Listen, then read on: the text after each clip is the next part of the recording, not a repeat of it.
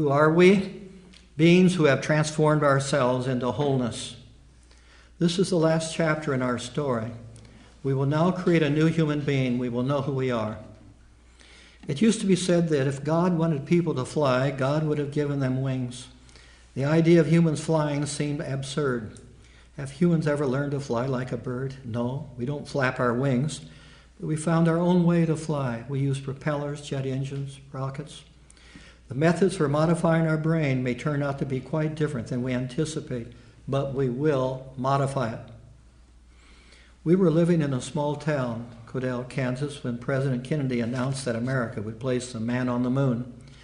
I may have been the only person in that town who believed that it would happen.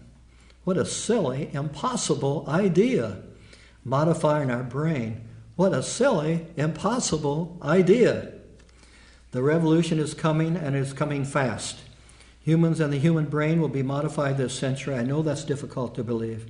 The change will be so drastic that we block it out. Just can't handle it. Terence Sinofsky, a computational neuroscientist at Salk Institute, states that we will soon image the electrical and chemical reactions occurring inside millions of neurons simultaneously. Corey Powell, editor-in-chief of Discover magazine, states, we can genetically engineer kids to have radically enhanced mental capacities who will then redefine what it means to be human. He said, physical implants in the brain will soon become common as people merge their brains with computer data networks. Well, how can these things happen?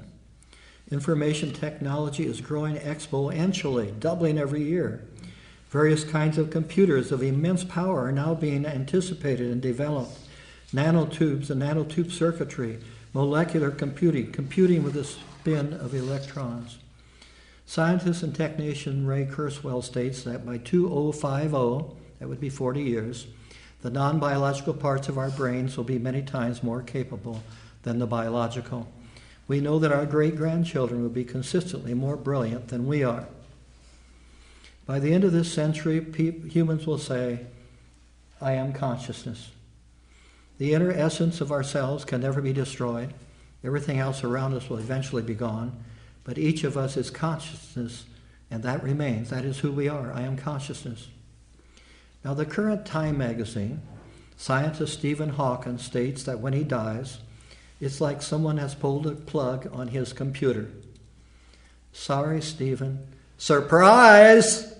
You have that wrong. Why, he says. Most other scientists agree with me. But what's your evidence, Stephen? Public opinion?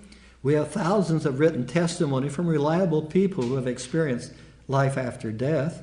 The consciousness cannot be destroyed. Stephen, when you leave this earth, you may find a beautiful woman waiting. She may tell you, Stephen, we've been waiting for you. Meet with this group for a while and dance with them. They will help you get over your difficult experience on earth. Then we want to divide your spirit into 3 parts and send you to 3 different planets. Think about it, Stephen. Jesus talked about the kingdom within. Today he might say, you are your consciousness. Follow it. Personally, I talk with the Spirit of Jesus every day, really every hour, unless Nebraska's playing football. I like the arrangement. I don't praise Jesus or bow down. I do say thank you. I don't feel a need to confess my sins to him or anyone or in church. I just see him as a realistic friend that I can tell everything. And oh, the calmness that comes. I refuse to get out of bed in the morning until I'm completely calm. Then I read Colossians 1:15 when Paul said that Jesus created the world. And that troubled me. Then I thought, well, I was there too. My spirit was right there to help create the world. And so was yours. Your spirit was right there when the world was created. I know we have to get a different idea about God. I don't want a neurotic being that demands to be in authority and who has really screwed up the earth. Robert Wright, in his book, The Evolution of God, thinks that when people examine their culture, then they create a God that they like, that fits their culture. Well, maybe. But I would like to link my consciousness to a God-like being that is good and trustworthy, and then work with it to guide our culture. I think what I said about Jesus is about what I want for a God. a good friend that I can really share with and give me insights and assurance. But you may have a far different way for following your consciousness than I. Today, when I talk with anyone in conversation, any one of you in this room, my unconscious is working overtime, and it says, when I'm talking with you, who am I? Who are you? I know most people will be able to use telepathy by the end of this century, maybe before. And I want to go deeper into the depths of consciousness. Forget the words we say to each other, but truly knowing each other. Here comes the revised consciousness. I now know who I am. I now know who you are. We need for psychiatrists and spiritual leaders to research the depths, to enable us each other to go deeper into who we are without even knowing that we are doing it. So then rapid fire goes back and forth, exchange back and forth, unconscious to unconscious to unconscious to unconscious, deeper, deeper, deeper. So who are we? We will say, I am consciousness. I plan to live as if that is true. That's faith. I plan to live as if that's true. Then we are ready to say with excitement, I am whole. W-H-O-L-E. The world may be in turmoil with much destruction, but still each of us can be transformed. Let's look at how to make ourselves whole. We are being driven by evolution toward a new kind of wholeness, one that is not based on survival, not based upon the fear of cavemen, not based on the past, but wholeness that's based on a vision of becoming, transforming, and creating. Renowned biologist Rupert Sheldrake states that each of us has a picture in our mind about what it means to be a whole person. That picture is becoming stronger, more vivid. He calls that a morphological field. His book's out there. He keeps inviting us toward it. We strive to complete that picture. St. Augustine said, Thou hast created us for thyself, and our heart is not quiet until it rests in thee. Now, Augustine lived with a woman. Apparently people did not think well of her. Maybe he knew that his heart would never be quiet as long as he lived with her. Heaven could be an escape.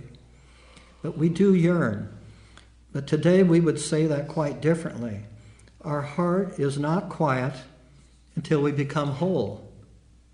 This is a big evolutionary step. We are designed to be whole, and we are driven toward becoming whole. Even our marvelous brain with its billions of cells is flawed, and so is our thinking. We know that such serious deficiency must be corrected before true wholeness occurs. Do you feel empty, often feel hurt by another, overcome with troubles or bad things? You will have all the knowledge, treatment, and use of devices necessary to make you whole. You can keep tinkering yourself with your own body and brain till you feel completeness in yourself and the feeling of wholeness comes. That is how you are designed. Of course, others may need to assist you, but they will have many tools and techniques that are not available now. This seems strange, but this love is powerful. It may take a number of computer chips, devices, and implants to reorder, train your brain waves till you feel that you are loved. Perhaps that is what God expects you to do. There is a consensus that later in this century that all people will be brilliant. Some say 20% increase, and others several hundred times brighter. Imagine how you would look at the world if you were twice as smart as you are now. Imagine your great-grandchildren thinking quicker than you, hearing a fact and not forgetting it, reading a book in 30 minutes, a large book in 30 minutes. Often brilliant people see the ever larger picture. People will start seeing events from a cosmic perspective. They will be more tolerant, for they see the other person's viewpoints quickly and understand. Remember that Jesus figure saying, you are not free, exercise your freedom? We do act like we are in prison. The routines drain us. To move us toward wholeness, we need to increase 1,000 times the experiences our new 5-part composite being has available to explore. Opportunities not known now. Then freedom for the inner self. We have become a transformed, acute, panoramic, pervasive, permeating all dimensions, including the spirit world. We are the creators. We feel the call. The evolutionary drive is present within us. We will keep tinkering, modifying, pushing ever onward to develop the completed human being. Is this the God within us coming forth? A new phenomena permeates the earth. The presence. I'm calling it the presence. The drive for wholeness keeps emerging, calling, pulling, guiding, bypassing the five senses, the spirit of life within. Each breaks loose, interacting with the acoustic field and makes itself known. Waves of great consciousness sweep over the earth again and again. There's an urge to give birth to new life. The presence is like a group mind filled with passion and purpose that seems to attract the attention and energy of many spiritual entities. The presence is not judgmental, nor does it punish. It motivates the will to grow the soul of persons and the world. The presence does not desire to be praised or worshipped, just be given regular attention, finding whatever is good and right. Great changes are coming. We've learned to cooperate and share. Food, shelter, and health care and resources are no longer a problem. We have a renewed hope. The elderly world statesman and his wife slowly moved to the microphone. Friends of this world, he said, we now have a new identity. We are the evolving ones, beyond being human. Our great increase in empathy has made us caring and sharing. Becoming love has brought us acceptance and confidence and fulfillment. Our entry into the A field has connected us with direct knowing of all persons. Seeing more broadly and merging into each other has given us intricate perspective. Our design has been made complete by becoming whole. We are enjoying the Spirit as never before. We have become the creators of ourselves. Also, we have placed our new composite nature in machines that create, and they create other machines. We've built an artificial brain fused with the brain waves of our own. We've invented other creatures. The presence has enabled that shows science and spirit blending into a global mind and presence. There have been thousands of new discoveries. We've freed up resources to meet the needs of everyone. So who are we? We have become the expansive brain of the universe. Each of us can say, I am the expansive brain of the universe. We did it, my friends. We have transformed human nature. But his wife tapped him on the shoulder. My husband, we can be proud of our accomplishments, but maybe all of this life on earth is an illusion anyway. Her husband replied, but let's pretend it's real. I'm through. Thank you.